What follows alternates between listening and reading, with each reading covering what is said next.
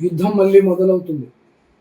ఒకవేళ ఒప్పందం కుదరకపోతే యుద్ధం మళ్ళీ మొదలవుతుంది.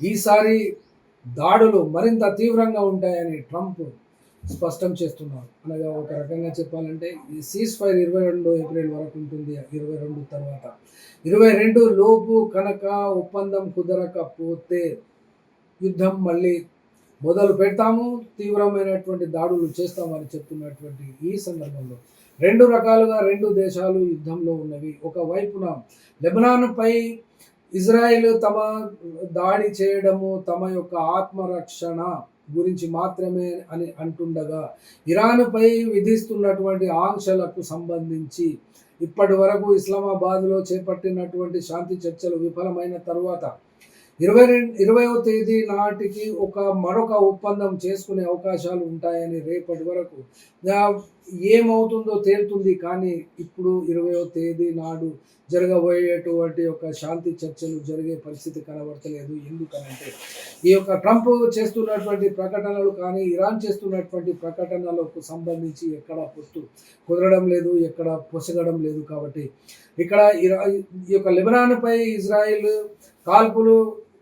కాల్పుల విరమణ ఒప్పందాన్ని ఉల్లంఘిస్తున్నట్టుగా వస్తున్నటువంటి ఈ వార్తలకు సంబంధించి బెంజమిన్ నెతన్యాహు తమ కాల్పుల విరమణ ఉల్లంఘనపై ఒక వివరణ ఇస్తున్నది.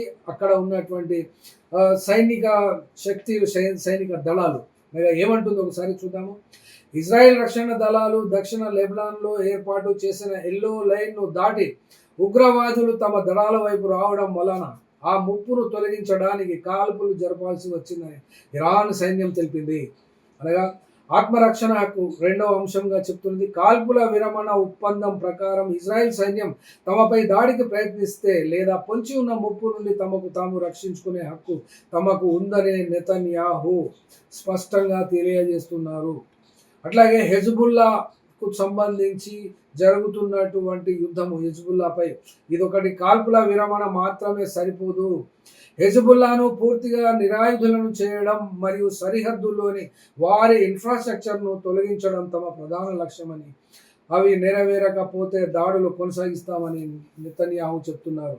భద్రతా జోన్ విషయానికి వస్తే ఇజ్రాయెల్ తమ ఉత్తర సరిహద్దు నివాసితుల రక్షణ కోసం 10 కిలోమీటర్ల మేర స్క్రూటినీ అనగా సెక్యూరిటీ జోన్ను కొనసాగిస్తుందని, ఈ ప్రాంతంలో ఎవరైనా చొరబడితే సీరియస్గా చర్యలు తీసుకుంటామని కూడా ప్రకటిస్తున్నటువంటి ఈ నేపథ్యంలో ఎక్కడా యుద్ధము శాంతి జరగడం లేదు, యుద్ధము కొనసాగే పరిస్థితి కనబడుతున్నది.